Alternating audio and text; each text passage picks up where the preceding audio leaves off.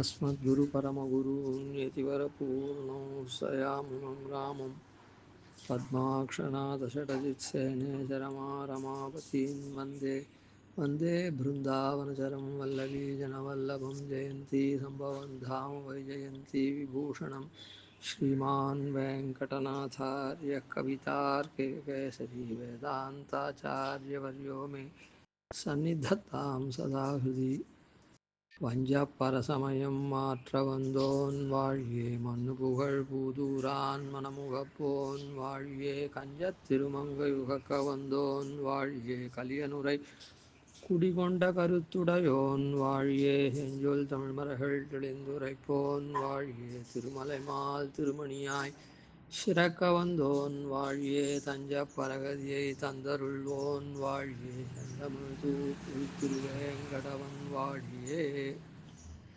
வஞ்ச பரசமயம் மாற்ற வந்தோன் வாழியே. எம்பெருமானுடைய நிர்தோஷமானவனும் கல்யாண குணமாகவும் இருக்கக்கூடிய எம்பெருமானுடைய தன்மையை தெரிஞ்சின்றவ அவன் ஆச்சரியமாக அவளுடைய புண்ணிய பாபத்துக்கு தகுந்தா போலே மாயாகிற பிரவೃத்தியோடு சேர்த்து அவர்கள் கொண்டுள்ள மதிகளுக்கு தகுந்தா போலே அவரவர்களுக்கு சரீரேந்திரியாதிகளை கொடுத்து கொஞ்சம் கொஞ்சமாக அவனை நல்வழிப்படுத்தி தன்னுடைய சோதிக்கு அழைச்சிக்கிறான். அப்படின்றத தெரிஞ்சின்னு இருக்க பெரியவாள் நம்முடைய ஆச்சாரிய சார்வமாள் யாரையும் குறையே சொல்ல மாட்டான். ஏன்னா அது பகவத் சங்கல்பத்தினால அப்படி நடக்கிறது அப்படின்னு ஆத்மாவுக்கு என்றைக்கும் நித்திய நிர்தோஷன் ஜீவன் அப்படின்னு தெரிஞ்சுட்டு இருக்கிறதுனால தோஷங்கள்லாம் கர்ம பிரயுக்தமான சரீரத்துக்கு, அதனால் சரீரத்தில் இருக்கிற தோஷம் ஆத்மாவுக்கு தட்டாது ஒட்டாது அப்படின்னு அந்த மாதிரி குறியார் நெடியார் அப்படின்லாம் சொல்ல மாட்டார். பிறரை பற்றியும் சொல்ல மாட்டார், பிறரிடத்துலையும் போய் சொல்ல மாட்டார். பின்ன இந்த பரசமயத்தை வஞ்சிக்கக்கூடிய பரசமயத்தை ஏன் கண்டிக்கிறா அப்படின்னா பரசமயத்தவர்கள் சொல்லுகின்ற குயுக்திகள்னால சாமானிய ஜனங்கள்லாம்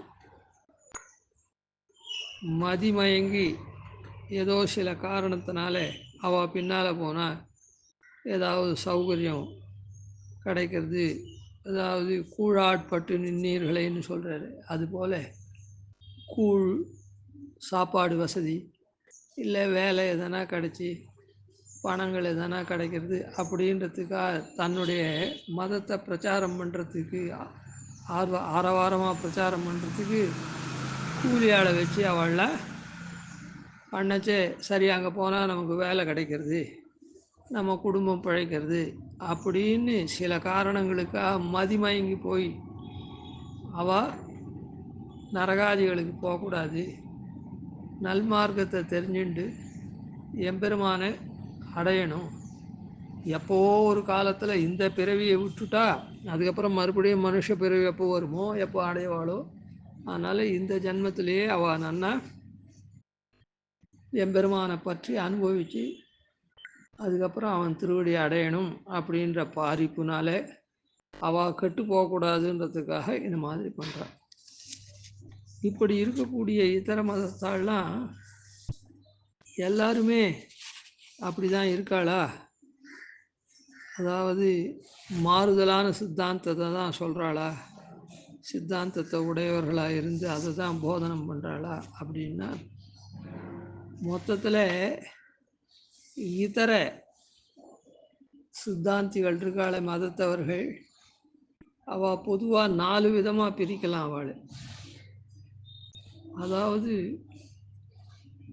வெறுமே விதண்டாவாதம், மேலே மேலே மேலே மேலே தர்க்கம் குதர்க்கம் குயுக்திகளையே சொல்லி மேலே மேலே தனக்கு வேண்டியதை இஷ்டமான விஷயத்தை தனக்கு என்ன தோணித்தோ அந்த விஷயத்தை அப்படியே ஸ்தாபிக்கிறதுக்காக விதண்டை பண்ணுவான். ஜல்பம்ன்றது ஒன்றும் விதண்டைன்றது ஒன்றும் வாதம் பண்ணுறதுல, அதாவது மாறுதலாக வாதம் பண்ணுறதுல பிரமாணத்தை அனுசரித்து வாதம் பண்ணி பிரமாணம் என்ன சொல்கிறதோ அதன்படி நாம் ஒத்துப்போம் அப்படின்னு இருக்கிறது சத்தர்க்கம், சத்வாதம்.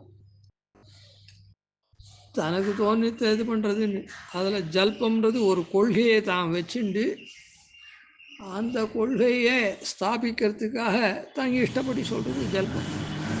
விதண்டைன்றது இருக்குதே அது என்னதுன்னா தனக்கு ஒரு கொள்கையே கிடையாது, எதிராளி என்ன சொல்கிறாளோ அதுக்கு மாறுதல் சொல்லிகிட்டே இருக்கணும், அதுக்கு விதண்டைன்னு பேர். சரி, இந்த மாதிரி விதண்டாவாதம்னு சொல்கிறோமே, அந்த விதண்டாவாதம்லாம் பேசுறதுக்கு இடம் கொடுக்கறது எது? தர்க்கம். அந்த தர்க்கமும் சத்தர்க்கமாக இருக்கணும், இல்லாத குயுக்திகளை மாத்திரம் கொண்டு வேண்டியதை வேண்டிபடி சொல்லக்கூடியவாள் யார் அப்படின்னு சொன்னால் கணாத, கௌதம, வையாகரண, மீமாம்சகர். இந்த 4 மதக்காராலும் தோணியபடி விஷயத்தை சொல்லக்கூடியவா. அப்புறம் சில பேர் என்ன பண்ணுறா, சில மதத்தவர்கள் அப்படின்னா தான் நேர பார்க்கறதுக்கு விபரீதமாக ஆரவாரமாக பேசக்கூடியவா. சில பேர் லோகத்தை பார்க்க நேர, ஆனால் இந்த லோகம் மொத்தம் போய் அப்படின்னு அந்த மாதிரி முதலிய விஷயங்களை சொல்லக்கூடியது இருக்காளே, அவா யாருன்னா பாஸ்கர, யாதவ, அத்வைத்தி. நேர பார்க்கறதுக்கு விபரீதமாக அர்த்தத்தை சொல்லி ஆரவாரமாக பேசுறது. அப்படி இருக்கவா யார்? பாஸ்கர, யாதவ, அத்வைத்திகள். இவளுக்கெல்லாம் கொஞ்சம் கொஞ்சம் வித்தியாசம், அத்வைத்திகள். அதுக்கப்புறம் நாம் பிரமாணமாக கொண்டிருக்குமே வேதம், அபௌருஷேயமான வேதத்தில் எந்த குறையும் காண முடியாது.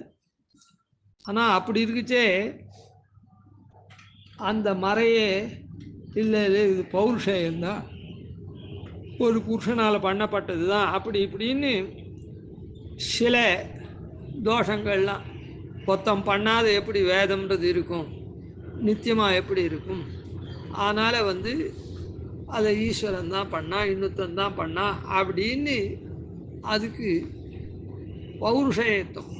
சரி சொன்னால் சொல்லிட்டு போகிறான், பெருமாள் தான் பண்ணான், ஈஸ்வரன் தான் பண்ணான்னு சொன்னால் என்ன இப்போது தப்பு அப்படின்னு சொன்னால் அந்த புருஷனே அவன் சர்வஜ சர்வசக்தி யுக்தனாகவும் ஒத்துக்கிறது இல்லை. அது எதுவும் வேதம் ஒரு புருஷனால் பண்ணப்பட்டதுன்னு கல்பிச்சா அந்த புருஷகிருத்தமான தோஷம் ஒரு விஷயத்தை ஒருத்தன் சொல்கிறான்னு சொன்னால் அவனிடத்துல என்ன தோஷம் இருக்குதோ அந்த தோஷம் அந்த விஷயத்தில் இருக்கும், அவனுடைய தன்மை அந்த விஷயத்தில் பிரதிபாதிக்கப்படும், அது விஷயத்தில் துணிக்கும். அதனால் இப்படி வேதத்துக்கு தோஷத்தை கல்பித்து சொல்லக்கூடியவாள் அவ யார் அப்படின்னா சார்வாக பௌத்த ஜெயினாள். சார்வாக மதம் அப்படின்னு ஒரு மதம், பௌத்த ஜெயினாள் நமக்கே தெரியும், புத்த மதம், ஜெயின மதம். அதுக்கப்புறம்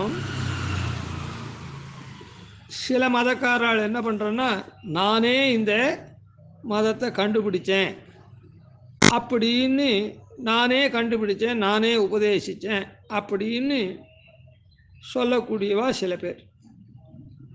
அது யார் அப்படின்னா கபிலர். கபிலர்ன்றது ஒரு மகா ரிஷி. பிரம்மா, பசுபதி. பிரம்மானா சதுர்முக பிரம்மா, பசுபதி அப்படின்னா சிவன். இந்த 3 பேரும் அது சாங்கிய மதம், யோக மதம், சைவ மதம்னு பேர் அதுக்கு, அவளுடைய மதத்துக்கு. இப்படி 4 வகையான பொதுவாக இவாளை பிரிக்கலாம். 4 விதமாக இந்த இத்தர மதத்தால் பிரிக்கலாம். என்னது? தனக்கு இஷ்டப்படி தனக்கு தோன்றினத்தை சாதிக்கக்கூடியவாளான கணாத, கௌதம, வையாகரண, மீமாம்சா, வியாக்கரணம், மீமாம்சகாரா, இவாள்லாம் தனக்கு தோன்றினத்தை ஸ்தாபிக்கக்கூடியவா. நேர பிரத்யக்ஷமாக பார்க்கறதுக்கு விபரீதமாக சொல்லக்கூடியவா இருக்காளே, மாறுபட்டு சொல்லக்கூடியவா, அது பாஸ்கர யாதவ அத்வைத்திகள் அப்படின்னு 3 பேருமே கொஞ்சம் கொஞ்சம் ஒரே மாதிரி தான், கொஞ்சம் கொஞ்சம் வித்தியாசம் அவளுக்குள்ள, மொத்தம் அத்வைத்திகள் தான். அதுக்கப்புறம் வேதத்தை ரொம்ப சகல பிரமாணமாக இருக்கக்கூடிய வேதத்தை குறை சொல்லி அப்படி பார்க்குறவா யாருன்னா, வேதம் பிரமாணம் இல்லை அதனால் அப்படின்னு சார்வாக பௌத்த ஜெயினாள். அப்புறம் நானே இதை கண்டுபிடிச்சேன், நானே உபதேசம் பண்ணுறேன் அப்படின்னு சொல்லக்கூடிய கபிலர், பிரம்மா, பசுபதி, இவாளுக்கெல்லாம் ஒவ்வொருத்தருக்கும் வித்தியாசம் இருக்குது. எல்லா மதக்காரர்களுக்கும் வித்தியாசம் இருக்குது. அந்த பாஸ்கர யாதவ அத்வைத்திகள் கூட அத்வைத்தின்னு மொத்தத்தில் சொல்லிட்டேன், அவள்லையும் வித்தியாசம் இருக்குது. அதனால் கபிலர், பிரம்மா, பசுபதி, 3 பேரும் சாங்கிய மதம், யோக மதம், சைவ மதம். இப்படி இந்த 10-13 மதங்கள் வேத விருத்தமாக இருக்கக்கூடிய மதங்கள். இந்த மதங்கள்லாம் இவாளுக்கெல்லாம் இந்த மதத்தில் ஏதோ சில காரணங்களுக்காக, பிழைப்புக்காக அவா அதில் ஊன்னி தன்னுடைய வாழ்நாளை கெடுத்துண்டு எம்பெருமான அடையாத போயிட போகிறாளே அப்படின்றதுக்காக இந்த இதர மதத்தை நிரசனம் பண்ணுறது, அதில் இருக்கிற தோஷங்களை சொல்லி மற்றவாள் அதில் போய் விழாதபடி தடுக்கிறதுக்காக பண்ணுறார். காரணம் என்னன்னா, இவாளுடைய மதங்களில் ஒரு மதங்கள்லேயும் எம்பெருமான அடையக்கூடிய தன்மை இல்லை. அதாவது எம்பெருமான் எப்படி இருக்கக்கூடிய வழி இல்லை. எம்பெருமான் எப்படி இருக்கக்கூடியவன் அப்படின்னு சொன்னால், மேகத்தை போன்று இருக்கக்கூடியவன். மேகம் இருக்குச்சேவே குளிர்ச்சியாக இருக்கும். மேகம் எப்போ தோணி இருக்குதோ அப்போவே குளிர்ச்சியாக இருக்கும். அதுக்கப்புறம் அது மழை பெய்ய ஆரம்பிச்சதுன்னா என்ன பண்ணும் அப்படின்னா, பாகுபாடு இல்லாமல் எல்லாருக்கும் மழை பொழியும். அந்த மாதிரி எம்பெருமான் உடைய சொரூப தியானத்தினாலேயும் ரூப தர்சனத்தினாலேயும் அந்த எம்பெருமானை நாம் பார்த்தோன்னா, கேட்டோன்னா, அனுசந்தானம் பண்ணோன்னா, அவன் திருநாமத்தை நம்முடைய பாப்பங்கள்லாம் போய், பாப்பம் இருக்கிறதுனால தான் நமக்கு இது வருது, தாபம் வருது. பாப்பத்தினால தான் நமக்கு துக்கம், பாப்பம் வருது. அதுதான் தாபம். தாபம்னா நம்ம தப்பிக்கிறோம். அந்த தாபங்கள்லாம் எம்பெருமானை நினைப்பதனாலேயே போகிறது, எம்பெருமானை தரிசனம் பண்ணுறதுனால போகிறது. அதனால் தாபம் போய் அவன் மேகத்தை போல இருக்கான். அதுக்கப்புறம் அவனை பற்றினோம்னா, இன்னார் இணையார், பண்டிதன் பாமரன், பணக்காரன் ஏழை இப்படின்லாம் பார்க்காத எல்லாருக்கும் தன் திருவடியே அருளக்கூடியவனாக இருக்கான்.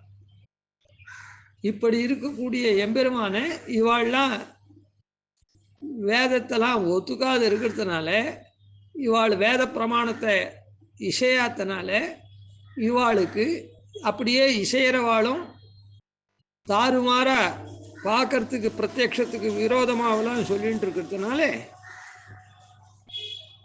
இவாளுக்கு அந்த எம்பெருமானுடைய திருவடி இருக்குதே, அந்த திருவடி எப்படிப்பட்ட திருவடி? எல்லாருக்கும் பொதுவான திருவடி. பொது நின்ன பொன்னங்கழல். அதான் ஏழை ஏதலன் கீழ்மகன் அப்படின்லாம் இல்லாத எல்லாருக்கும் ஒரே மாதிரியாக அருளக்கூடிய அந்த திருவடியை உபாயமாகவும் தரான், அங்கே உபேயமாகவும் அந்த திருவடி கீழே நம்ம கைங்கறி சேர்த்துக்கிறான். அதனால் அந்த திருவடிக்கு அப்படியே தண்டை போட்டிருக்குது. இப்போ ஒருத்தர் நல்ல வித்வான் அப்படின்னு சொன்னால் தோடாவெல்லாம் கையில் போட்டுக்கிறாளோ, அதுபோல் இந்த திருவடி இங்கே உபாயமாகுது, அங்கே போய் கைங்கரியத்துக்கு ஏற்றுக்கொள்ளக்கூடிய திருவடியாக இருக்கிறதுனால திருவடின்றது பெருமாளுக்கு திருமேனிக்கு உபலக்ஷணம். திருவடியை சொன்னால் பெருமாள் திருமேனி போகிறது, அதனால் ஏற்றுக்கொள்ளக்கூடியவனாக இருக்கிறதுனால அந்த திருவடியில் தண்டை சாத்தின்னு இருக்கார். ஏன்னா இப்படி எல்லாரையும் அனுகிரகிக்கிறதுனால, அதான் வித்வானாக இருக்கவா தோடா போட்டுக்கிற மாதிரி எல்லாரையும் அனுகிரகிக்கிறதுனால அந்த திருவடிக்கு தண்டை. அது எப்பவும் சப்திக்கிறது. ஏன் சப்திக்கிறது அப்படின்னு சொன்னால், இந்த மாதிரி இந்த திருவடியை பற்றுங்கோ. ஒரு இடத்துல சப்தம் வந்ததுன்னா ஒரு இடத்துலேருந்து நாம் அந்த இடத்துல கூர்ந்து நோக்குவோம். கூர்ந்து நோக்கினா என்ன பண்ணுவோம்? தப்பான சப்தமாக இருந்ததுன்னா உடனே அந்த இடத்துல ஏதோ ஆபத்துன்னு தெரிஞ்சு அந்த இடத்துல கூர்ந்து நோக்கி, ஓ இந்த இடத்துல இந்த ஆபத்து இருக்குதுன்னு தெரிஞ்சு அதுலேருந்து விலக பார்ப்போம். நல்ல சப்தமாக இருந்ததுன்னா, ஓ அந்த இடத்துல நமக்கு பலன் இருக்குது, அதனால் அந்த பலனை நாம் அடையிறதுக்கு உண்டான பிரயத்தனப்படுவோம். அதனால் எம்பெருமான் திருவடி உபாயமாயும் உபேயமாகவும் இருக்கிறதுனால எல்லாருக்கும் மேகம் எப்படி மழை பொழியுதோ அப்படி அந்த திருவடி பொதுவாக பொது நின்ன பொன்னங்களாக இருக்கிறதுனால அந்த திருவடியை இவாள்லாம் பெறமாட்டாதவர்களாக இருக்கா. அதனால் அவா பின்னால் போய் கூழுக்கும் அதுக்கும் ஆசைப்பட்டு தன்னுடைய ஜன்மாவை வீணடிக்கக்கூடாது அப்படின்றதுக்காக இந்த பரமத நிரசனம் பண்ணுறா. ஆச்சாரியால் பரமதத்தில் இருக்கிற தோஷத்தை காண்பிக்கிறது அதுக்காகவே தவிர மற்றவாளை குறை சொல்லணுன்றதுக்காகவே இல்லை. அதில் போய் பொதுவாக எல்லாரும் விழுந்துட போகிறாளே, விழுந்து தன்னுடைய வாழ்க்கையை கடுத்துன்ற போகிறாளேன்றதுக்காக. அதே இந்த விஷயத்தை சுவாமி தேசிகன் பரமத பங்கத்தில் ஒரு பாசுரத்தினால காண்பிக்கிறார். மிண்டுரைக்க விறகு தரும் தருக்கங்கொண்டே வேண்டுங்கால் வேண்டுவதே விளம்புகின்றார். அதாவது மீண்டும் மீண்டும் அப்படியே சொல்லிகிட்டே போகிறது தன்னுடைய பட்சத்தை. அதுக்கு விறகு என்ன, அதுக்கு வழி என்னன்னா விதண்டாவாதம், அதுக்கு இடம் கொடுக்கறது. அதனால் தர்க்கம் குயுத்தியை கொண்டு தனக்கு வேண்டியதே அப்படியே சொல்லிகிட்டே இருக்கா. இப்படிப்பட்டவாதான் காணாத பௌத்த வையாகரண மீமாம்சகர். கண்டதற்கு விபரீதங் கற்றுகின்றார். பெருமாள் ஆச்சரியமான சிருஷ்டியை பண்ணியிருக்கான். நித்தியமாக இருக்கக்கூடிய ஜீவன் அனாதியாக பண்ணின பாபத்துக்கு தகுந்தா போலே நித்தியமாக இருக்கக்கூடிய பிரகிருதி சம்பந்தத்தை ஏற்படுத்தி அந்த பாபங்கள்லாம் அனுபவிச்சே தானே அப்படி கழியும். அதனால் அதெல்லாம் கழிகிற மாதிரி கொஞ்சம் கொஞ்சமாக பண்ணி தன்னுடைய திருவடி வரத்துக்காக மாயையோடு இவன் தான் சேர்த்து வைக்கிறான். அந்த மாயையிலேருந்து இவன் தான் விடுபட வைக்கிறான் தன்னுடைய திருவடியை காண்பிச்சு. அப்படி இருக்கக்கூடிய இந்த பிரபஞ்சத்தை மொத்தம் பொய் அப்படின்னு வாய் கூசாமல் ஆரவாரம் சொல்கிறது, ஆரவாரம் பண்ணுறது. கொஞ்சம் கூட கண்டதற்கு விபரீதம் கற்றுகின்றார். ஆரவாரமாக சொல்கிறான், கத்துறான். யார் பேஸ் இல்லாத ஒரு ஆர்குமெண்ட் பண்ணுறானோ அவன்தான் ரொம்ப குரலை வசத்துவான். குரலை வசத்தினா ஓஹோ இவன் தான் சரி போல இருக்குது, இவன் தான் ரொம்ப கணின்னு சொல்கிறான், இவன் தான் தைரியமாக சொல்கிறான், அவன் தான் சரி அப்படின்னு நம்புவாளோ இல்லை. அதுக்காக கண்டதற்கு விபரீதம் கத்துகின்றார் அப்படின்றார். ஆரவாரமாக அப்படியே பேசுறது. அந்த மாதிரி இருக்கிறவா தான் இந்த அத்வைத்தத்தை சேர்ந்த பாஸ்கர யாதவ அத்வைத்திகள். அத்வைத்தின்றது சங்கர மதம். அதுக்கப்புறம் காணாத குறை மறையில் காட்ட நிற்பார். மறையில் காணவே முடியாது தோஷமே. அப்படிப்பட்ட மறையில் குறை அது தோஷமானது அப்படின்னு காட்டக்கூடிய சார்பாக பௌத்த ஜெயினெல்லாம் வேதம்ன்றது அதெல்லாம் ஒன்றுமே இல்லை, அது ஒருத்தன் பண்ணது அதனால் அது தோஷமானது, அது பிரமாணமாகாது, அப்படி இப்படின்லாம் சொல்கிறது. காணாத குறை, காணவே முடியாத குறைய மறையில் காட்ட நிற்பார். அதுக்கப்புறம் பண்டொருத்தன் கண்டுரைத்தேன் நானே என்ன பல வகையில் உபாதிகளால் படிந்து வீழ்வார். பண்டொருத்தன், இதுக்கு முன்ன ஒருத்தன் தானே நான் தான் கண்டுபிடிச்சேன், கண்டு உரைத்தேன், நானே இந்த மதத்தை கண்டேன், சாட்சாத்கரித்தேன், நானே கண்டு நானே உபதேசம் பண்ணுறேன் அப்படின்னு சொல்லச்சே பல பேர் என்ன பண்ணுவான்னா, உபாதிகளால் பல வகையில் உபாதிகளால் படிந்து வீழ்வார். பொருளாசையினால அவங்ககிட்ட போனால் நமக்கு சாப்பாடு போடுவான். இப்போ கூட சில கட்சி மீட்டிங்லாம் நடக்கிறது அப்படின்னு சொன்னால் அங்கே சாப்பாடு ரூபா அப்படிலாம் கொடுக்குறான், அவனே ஆஷிம் போய் கொண்டு விட்றான் அப்படின்ட்டு அந்த கட்சியில் இவன் இருக்கானோ இல்லையோ, இல்லாதவன் கூட அதில் ஏறின்னு போவான். அது எதிர்கட்சியாக இருந்ததுன்னு வச்சுப்போம். ஆளுங்கட்சியாக இருந்தால் அதுக்கு ஒன்றும் ஆபத்து வராது. முக்கால்வாசி எதிர்கட்சியாக இருந்ததுன்னா உடனே உள்ளே கொண்டு வச்சுடுவான், இவன் அத்தை பண்ணான் இத்தை பண்ணான் அப்படின்னு சொல்லிட்டு. ஆன மாதிரிலாம் மாட்டிக்காது இருக்கிறதுக்காக தான். ஆனால் இந்த மாதிரி இது கண்டுரைத்தேன் நானே என்ன அப்படின்னு யார் சொல்கிறான்னா, நானே தான் இதை முன்னே கண்டுபிடிச்சேன் அப்படின்னு சொல்கிற கபிலர், பிரம்மா, பசுபதி இப்படி சொல்லக்கூடியவா பின்னாலெல்லாம் பல வகையில் உபாதிகளால் படிந்து வீழ்வார். அப்படி இந்த கூழுக்கும் அதுக்கும் ஆசைப்பட்டு, கூரைக்கும் ஆசைப்பட்டு, கூழுன்னா சாப்பாடு, கூரைன்னா உடை, இதுக்கு ஆசைப்பட்டு அவகிட்ட போய் விழுந்துட்டாள்னா அவள்லாம் எப்படிப்பட்டவா?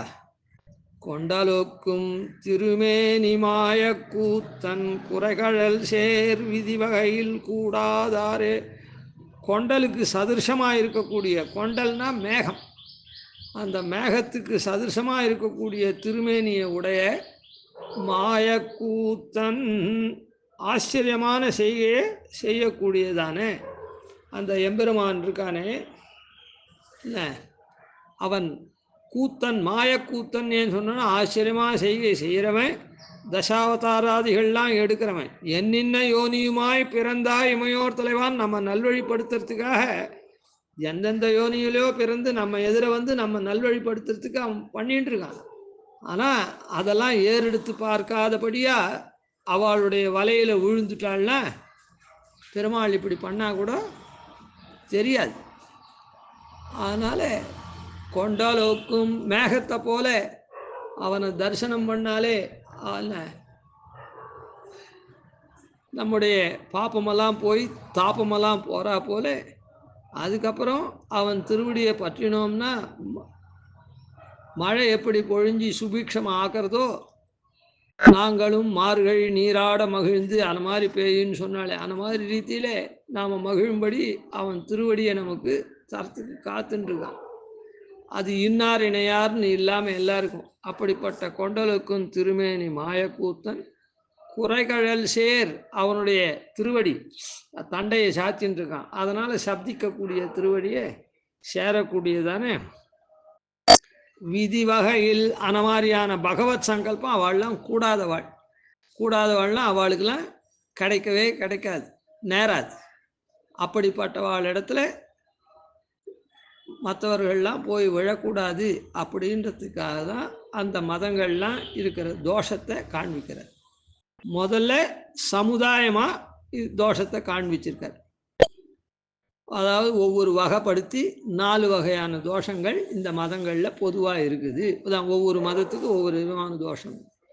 அதனால் வஞ்ச பரசமயம் மாற்ற வந்தோன், இப்படி நமக்கு அந்த மதங்களினுடைய தன்மையெல்லாம் சொல்லி நம்மலாம் அந்த மதத்தில் விழாதபடி மாற்றினானே, அந்த வஞ்ச பரசமயம் வஞ்சிக்கக்கூடிய பர மதங்களை தோஷத்தை சொல்லி மாறி அதுக்கு மாற்றமாக இருக்கக்கூடிய இந்த பெருமாள் இந்த நல்மதத்தை காண்பிக்கக்கூடிய ஆச்சாரியால் அதுக்காக அவதரித்தவன் வாழியே அப்படி. இதே முடி தனித்தனியே இதர மதங்களில் தான் இப்படி தோஷம் இருக்குதா அப்படின்னு வெறுமை நாம் இந்த ஃபேனட்டிக்னு ஒரு வார்த்தை சொல்கிறாளே அந்த மாதிரி நாம் சொல்லிகிட்டு இருக்கோமா அப்படின்னு சொல்லிவிட்டு இப்போ இதில் இப்போ லோகத்தில் இருக்கக்கூடிய பிரசித்தமாக இருக்கக்கூடிய கிறிஸ்துவ மதம், அதாவது முஸ்லீம்னு சொல்லக்கூடிய இந்த மதங்கள்லாம் இதை சொல்லவே இல்லையே, அந்த காலத்தில் இல்லையா அப்படின்னு கேட்க வேண்டாம். அந்த சந்தேகம் ஒன்று இருக்கலாம். இப்போ தேசியர் காலத்தில் முகலாயர் படையெடுப்புனால தான் ஸ்ரீரங்கத்தில் கல்தரை சாத்திட்டு பெரிய பெருமாள் தான் நம்பெருமாள் வெளியில் எழுதினார். புலலோகாச்சார் அந்த காரியத்தை பண்ணிட்டு போனார். சுவாமி தேசிகன் அந்த சுதர்சன பட்டருடைய 2 திருக்குமாரர்களையும் சுதப்பிரகாசியையும் எடுத்துட்டு வெளியில் காப்பாற்றி எடுத்துட்டு எழுதினார். அப்படிலாம் இருந்துச்சு. அந்த மதமெல்லாம் தெரியாதா? அப்போ அந்த மதத்தை இவர் கண்டிக்கவே இல்லையே அப்படின்னு ஒரு சந்தேகம் நமக்கு வரலாம்.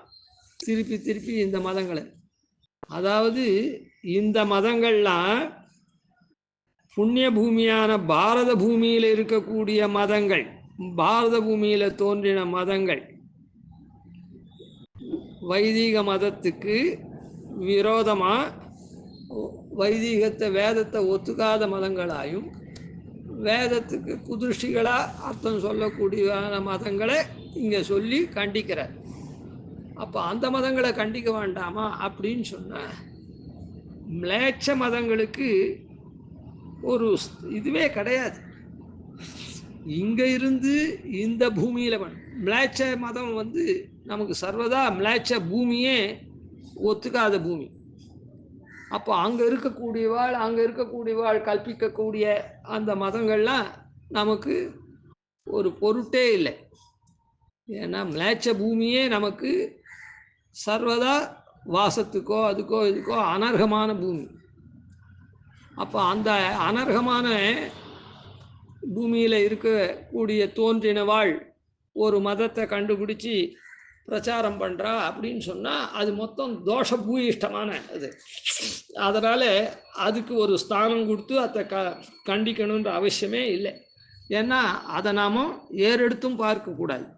இதுதான் இங்கேயே இப்படி சொல்கிறாளே இந்த பூமியில் அப்படின்றதுனால இது.